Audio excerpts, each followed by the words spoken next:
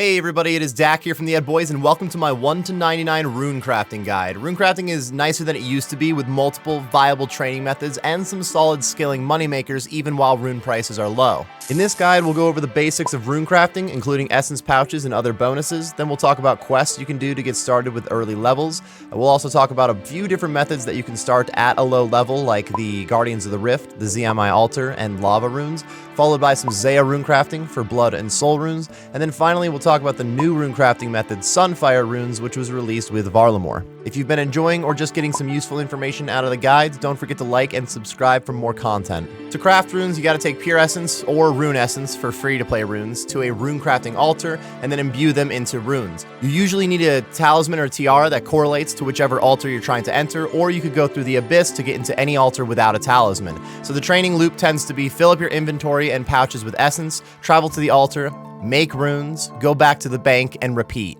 Essence pouches can hold some of your pure essence so that you can take more essence per trip. These are crucial for runecrafting training. There are 5 different size pouches from small to colossal. The first 4 pouches can be obtained as drops from monsters in the abyss, but you can also get them as a reward pull from the Guardians of the Rift. The colossal pouch is made by combining all of the other 4 pouches using an abyssal needle, which is also a reward from Guardians of the Rift.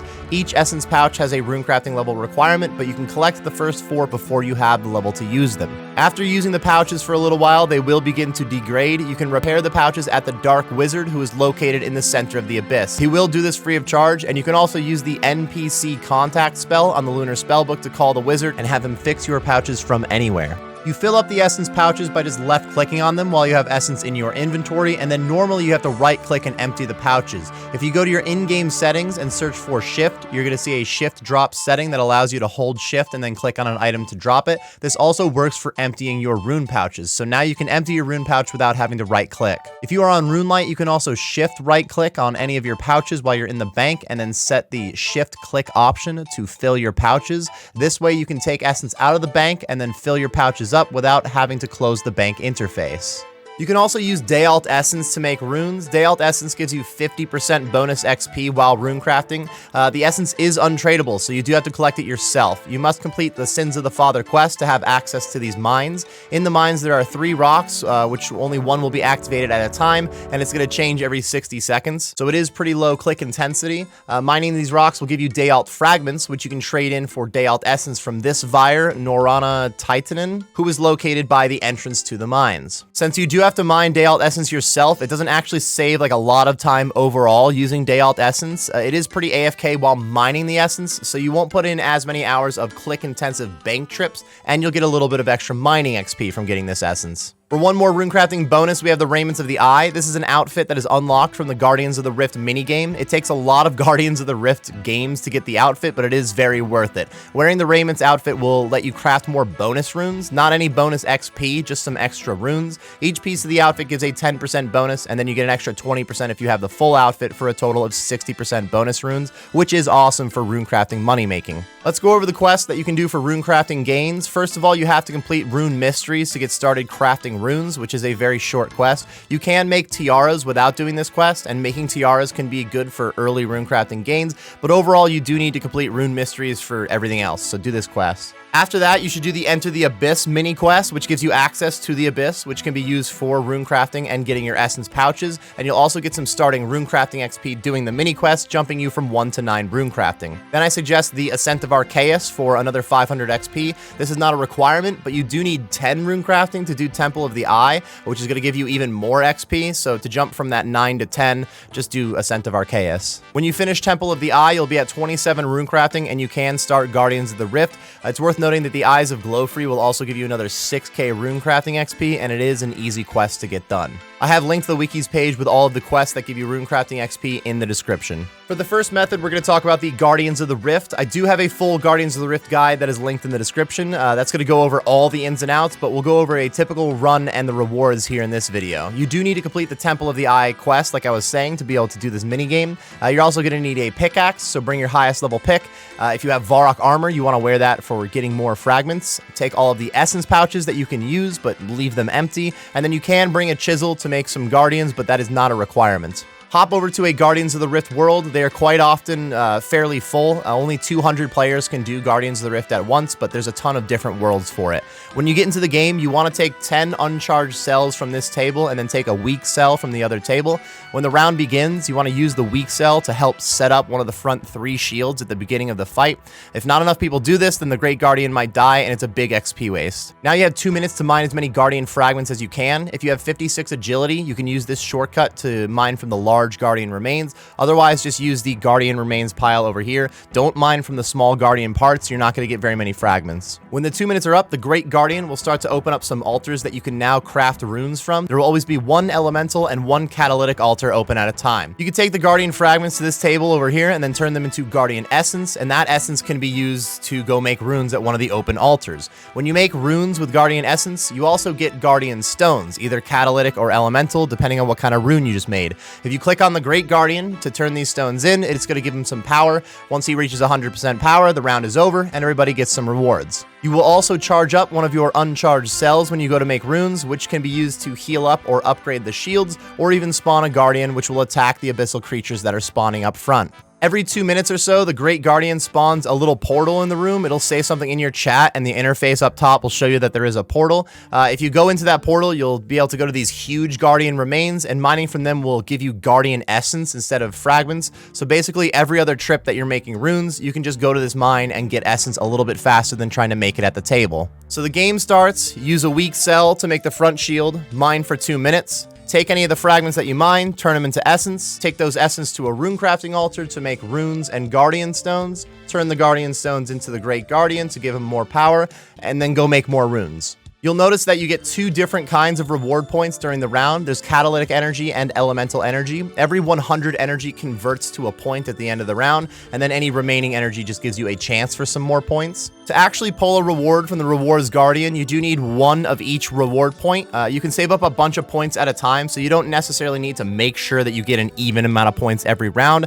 It's just when you go to pull, if you have 100 elemental points and 50 catalytic, you're only going to be able to get 50 rewards at the moment. When you pull rewards, you usually get some runes or talismans, but there are a few unique rewards. Like we mentioned before, you can get some of your essence pouches here. The Abyssal Needle, which drops at a 1 in 300 rate, is used to sew those first 4 pouches together and make a colossal pouch, which does require 85 runecrafting to use and 56 crafting to make. At a 1 in 700 chance, you can get the Abyssal Lantern, which can be worn in your shield slot and is going to give you some benefits within the minigame as long as you fill it up with some logs. For example, if you fill it with U logs, you will get a bonus 10% rewards, or 10% of the time get double rewards points. Overall, a bonus of 10%. And you can also buy this lantern from the rewards shop for 1,500 Abyssal Pearls if you've been going dry on it. Abyssal Pearls are another unique reward that you get from the rewards Guardian. They're a pretty common drop, and they can be used to buy rewards from Apprentice Felix. Felix sells all sorts of talismans, as well as that lantern and the Raiments of the Eye pieces. The Raiments of the Eye is the outfit that gives you up to 60% bonus runes. The full Raiments of the Eye outfit costs 1,350 Abyssal Pearls, which does take an average of 630 reward pulls, so it is pretty slow to get that outfit. The XP an hour at Guardians of the Rift is pretty good. It's not the fastest way to get 99, to be fair, but it is still solid. The main reason that I like this method is it's a bit more chill than traditional runecrafting, which is mostly just bank trips. There's some actual rewards that you can grind out with this as well. Because of those rewards, you should at least start your runecrafting training with some Guardians of the Rift to try to get the Raiments of the Eye outfit. Plus, the Colossal Pouch is very helpful once you get 85 runecrafting. Maxing out at like 65k XP an hour while doing 99 runecrafting is not too bad, and you're gonna get some slight mining and crafting XP as well. It doesn't seem like a lot in those 2 other skills, but it does add up when you're going all the way to 99. This is my favorite method of runecrafting at the moment, and it's what I would currently do for any levels from 27 to 99, but it's not the only way to get runecrafting XP. If you want any more information about Guardians of the Rift, check out my full guide linked in the description. For the next method, we have the ZMI altar, also known as the Arania altar. You can use the ZMI altar at any runecrafting levels, so you could do this from 1 to 99 runecrafting if you like the XP rates here.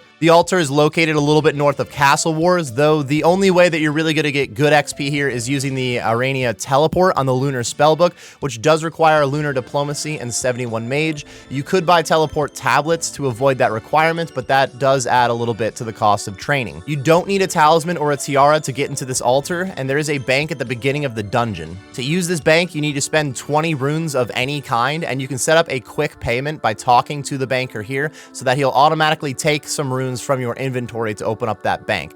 Currently, I have my quick payment set to mine runes, and then I just have some mine runes in my rune pouch, as well as law runes, astral runes, and earth runes to help me teleport to the Arunia altar. There are 2 paths in this dungeon to get from bank to altar, a long path with no NPCs, and then a short path with a lot of monsters. If you hop to an official Arunia altar world 327 or 480, then you'll have a bunch of other players running as well, making it less likely to get attacked by NPCs. When you make runes at the altar, you're going to make a bunch of random runes that you have the level to make, and you'll also get some bonus XP for these runes, which is why it adds up to be a good training method. So this is traditional rune crafting here. It's a bit of a bank trip simulator. You just make runes, teleport back, use the bank again to get more essence, and then make more runes. Having a higher rune crafting level is going to give you a better chance to make those higher tier runes, so you will get better XP rates as you get higher levels. Here's a look at the XP rates that you can get from Zeah altar with regular and with day alt essence. Even without using the day alt, you can get some pretty solid XP rates here at higher levels.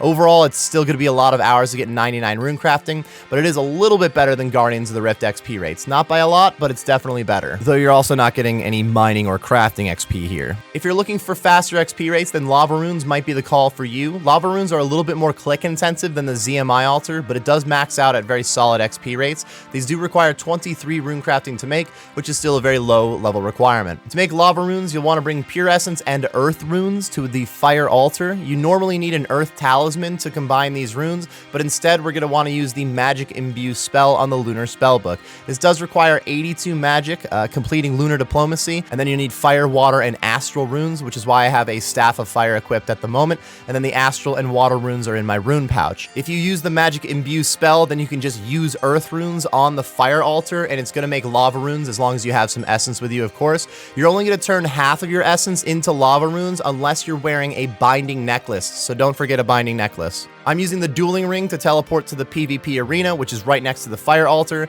and then I'm using the dueling ring to teleport back to Castle Wars and Bank. Both these dueling rings and binding necklaces use charges and will run out, so you're going to have to buy a bunch of them. I also have the cosmic runes and air runes in the rune pouch. Whenever my pouches degrade, I can use NPC contact to call the wizard and get them repaired. So at the bank, you fill up your pouches, make sure you have charges in the dueling ring and binding necklace, and teleport to the PvP arena. I'm wearing a fire tiara to let me into the altar. Once I'm in the altar, I use the magic imbue spell, use earth runes on the altar, empty my pouch, use earth runes on the altar again, then use the dueling ring to teleport to Castle Wars, refill my pouches, and repeat the process. This isn't very difficult by any means, but there's enough little things that you can mess up that it definitely takes a lot more focus than just ZMI or Guardians of the Rift. Keeping up with the charges on your jewelry or making sure not to mess up the magic imbue is very important for getting the best XP rates. As you can see here, the XP rates are very solid. Each time you unlock a new pouch, they'll be getting better and better. You even get a little bit of magic XP using the magic imbue spell as well. Max pace lava runes are going to be the best XP an hour you're getting from rune crafting training, but they're not really my favorite methods, so I do tend to avoid lava rune crafting. At 77 rune crafting, you can start making blood runes. There's 2 different types of blood rune altars. There's the true blood altar, which is like a traditional altar. You're going to need a blood talisman to get into that one. The true blood altar is good for money making and not that bad for rune crafting XP, but at the moment we're going to be talking about Zeah rune crafting. For this, you will need a pickaxe and a chisel. To make blood runes here, you gotta get dark essence fragments, which you have to mine yourself. Start by mining an inventory of dense essence blocks at the essence mine, located north of Arceus. If you had the medium core end diaries complete, you do have a chance to mine some extra blocks, which does speed up this process. Take these blocks to the dark altar and you turn them into dark essence blocks, and then using a chisel on those will turn them into dark essence fragments, which can be turned into blood runes. You can chisel up that first inventory of blocks, then go mine a second inventory, turn those into essence blocks, and then run over to the blood altar so that you only have to go to the altar every 2 mining trips. When you get to the blood altar, you'll make the first stack of fragments that you have into blood runes, and then you'll have to chisel up the rest of the inventory you have and make another stack of blood runes. There is an agility shortcut from the blood altar to take you back to the mines. This shortcut does require 73 agility to use. You can technically run all the way back around if you don't have 73 agility, but the shortcut is basically required to make this a viable method. There are a few other agility shortcuts that are used during this process, but 73 agility is the highest level required for any of them. At 90 runecrafting, you can make soul runes instead of blood runes. These are done with the same method. You're getting 2 inventories of blocks before you head up to the altar. This time when you are at the dark altar, you just go northeast and you'll find yourself up by the soul altar, which is going to make you some soul runes. Zeah runecrafting is not very click intensive. You can definitely multitask while you do any Zeah runecrafting. My 99 runecrafting on the main was done with largely Zeah runecrafting while doing homework. It was a phenomenal combination. You can get 33 to 37k XP an hour at blood runes, and switching to soul runes at 90 runecrafting would be more like 42 to 45k, though the blood runes are a little bit better of a moneymaker. You also get some mining and crafting XP while you do this, similar to Guardians of the Rift. It does add up pretty well if you go all the way to 99, somewhere around like 1.6 million crafting XP and 1.25 million mining XP, which is a great bonus. Finally, let's talk about the new runecrafting method, Sunfire Runes. Sunfire Runes require 33 runecrafting to make. They can be crafted at this altar in Varlamore, right next to the outer Fortis travel option in the Quetzal travel system. You do need to use Sunfire Splinters on the altar, and then you have to have Fire Runes and Pure Essence in your inventory, and it'll combine the Fire Runes and Sunfire Splinters to make Sunfire Runes. You can bank at the Hunters Guild very easily by using the Quetzal transport system. If you do some Hunter's Rumors, you can also use the Quetzal Whistle to teleport to the Hunter's Guild, which does speed up the trip a little bit. I only have a basic whistle at the moment, which maxes out at 5 charges, and having to recharge every 5 trips really doesn't make it that worth it, but if you have the perfected whistle, this could speed up the process a little bit.